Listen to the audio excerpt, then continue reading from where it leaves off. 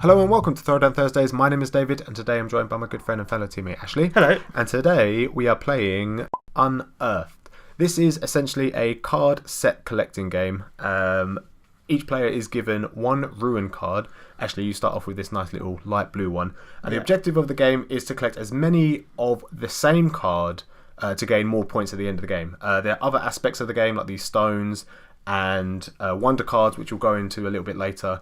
But essentially the idea is to gain these cards in the middle. You'll do this by rolling dice, and whoever has the highest number on that card wins it once it gets to a certain point.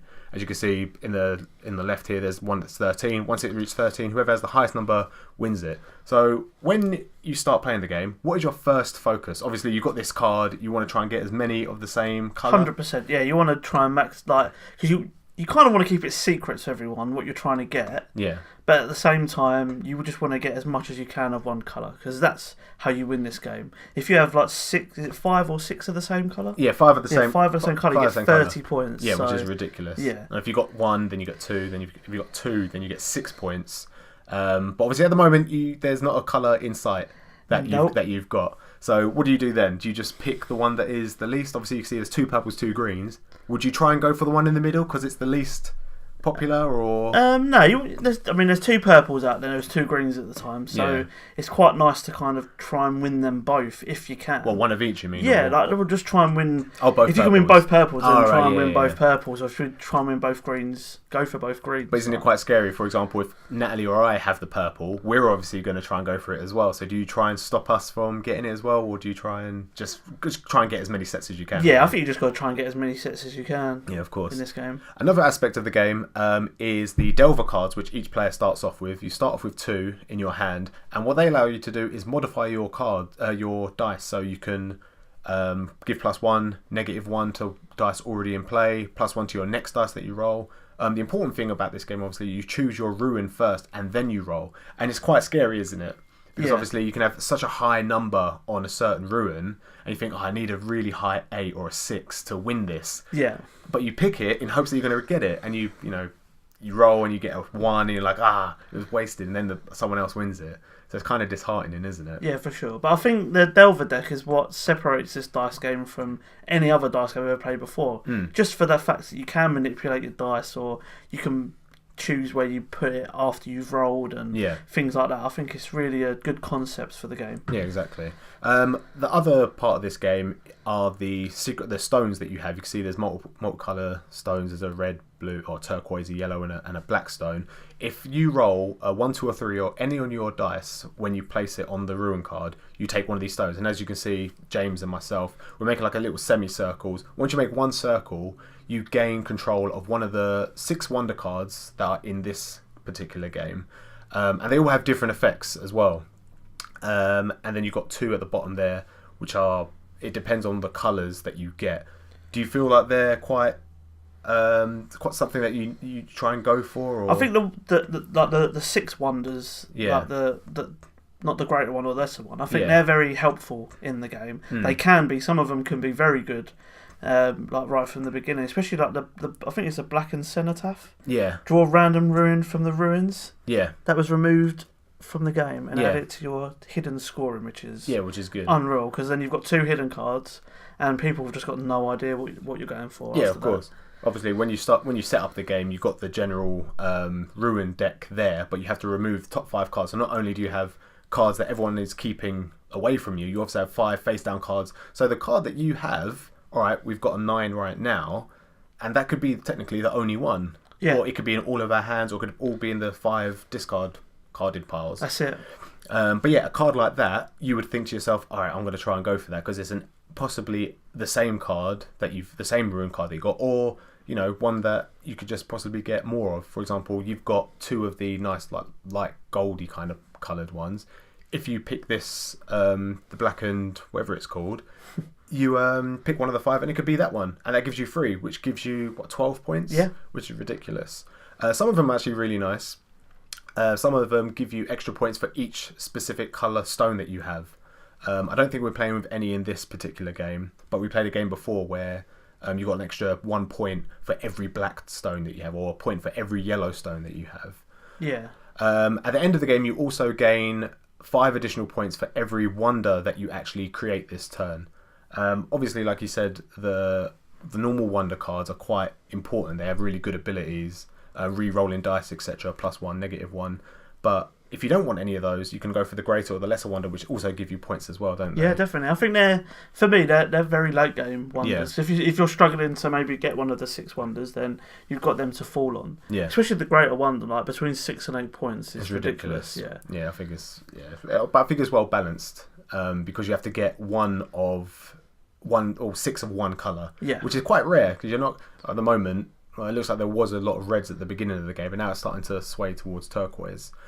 So we've actually come to the end of the deck where there's a card one of the cards at the bottom is random. There's 3 ability cards, and then there are 2 special cards. One is the City of Gold, which gives you, I think, 7 points at the end of the game, and this is the City of Ash, which gives you -4 points. Yeah. So this is one no one's gonna touch that, are they? Until the very end. What's really impressive about the game is the dice that you get. You have 5 dice. You have 3 D6s, you have a 1 D4, and you have a D8 as well. How do you utilise those cards? Those dice, sorry. Well, if you want to win a card, then you're going to be using your D8 more than anything. And you're just using your D6s for backup. Yeah. Really. And that's pretty much it. Yeah, I think the D4, I mainly use it for just getting gems. Yeah. And if I roll a 4 on it, I am extremely upset. Because it's 3 or 4. Yeah. The one number that you're not allowed to get. Yeah. And it's always sod's law that you're getting it.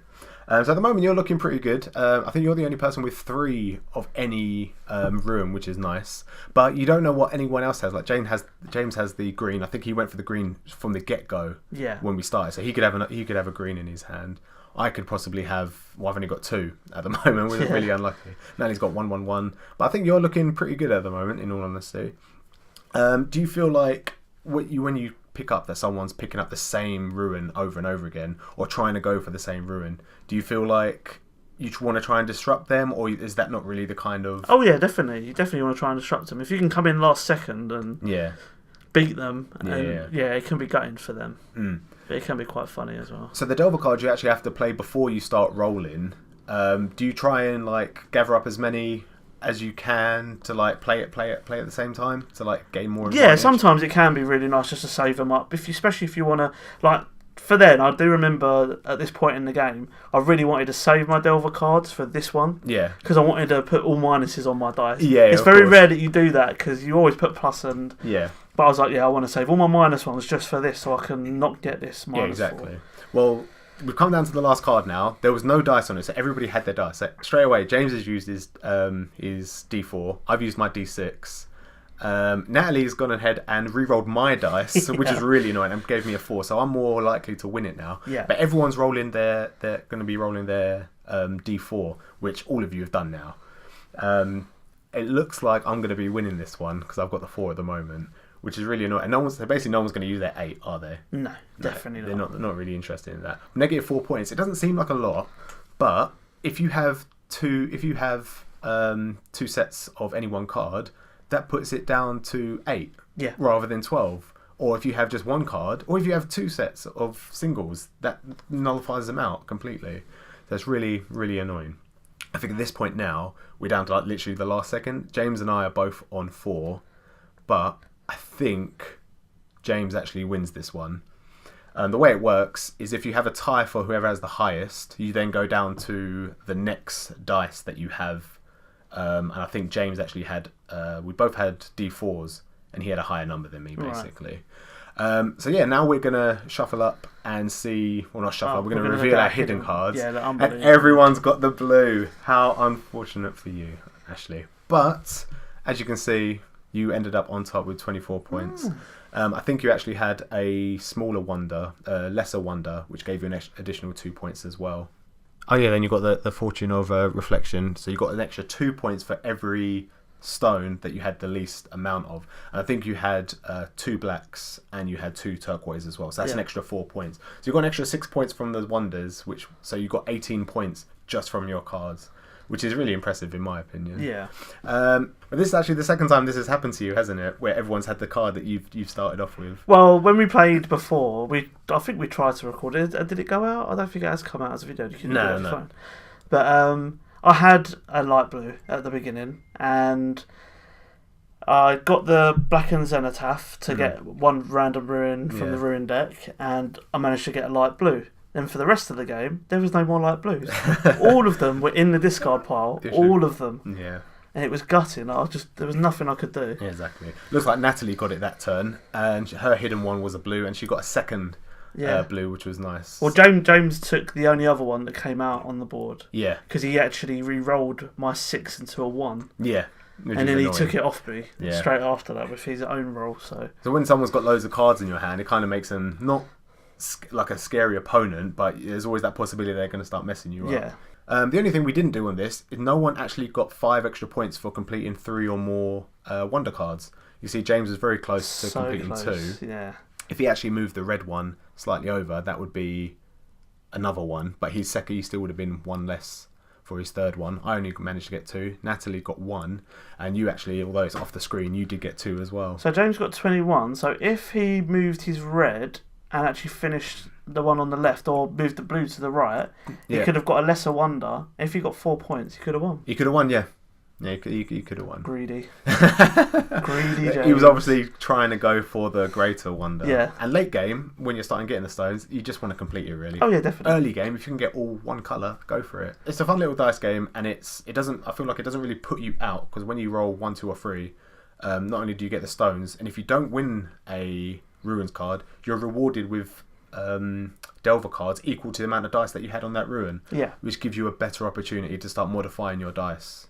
But I think it's all in all, it's a good dice game. For a dice game, it's really good. I'm not a big fan of dice games, but this I enjoy. It's the modifiers that make it more interesting. Definitely. How many dice games have you played where you just feel like you're totally out of it because you have no control? It's just totally random number generated. Most dice games you feel like that. You have no way of controlling the dice in any other dice game except for this, really. Yeah. In saying that, if you was to roll low every single dice, that would technically put you out of the game, wouldn't it? I don't know if it would. I guess with the wonder cards, obviously that helps, doesn't it? It'd be interesting to see if you just roll 1 to 3 for the whole game. You didn't win any like cards, but you're getting a tile every time, and the game drags on and on and on because people are constantly fighting over the cards, but you're just sitting there rolling all lows. Yeah, it might be good. You might manage to get like 4 or 5 wonders. Why not? 4 or 5 greater wonders. No, 8 points each. Yeah. I think there's only one. I think there's only one 8 pointer. Oh. But no, they're still 6 to 8 points. So yeah, who knows? Maybe we'll have to test it one day. Yeah. I don't know how, but yeah. Yeah, we'll just one random person will just have to have 2 for everything. This is a mutual number, isn't it? Well, that's pretty much it for this video. I hope you guys enjoyed, and we'll see you next time. Goodbye.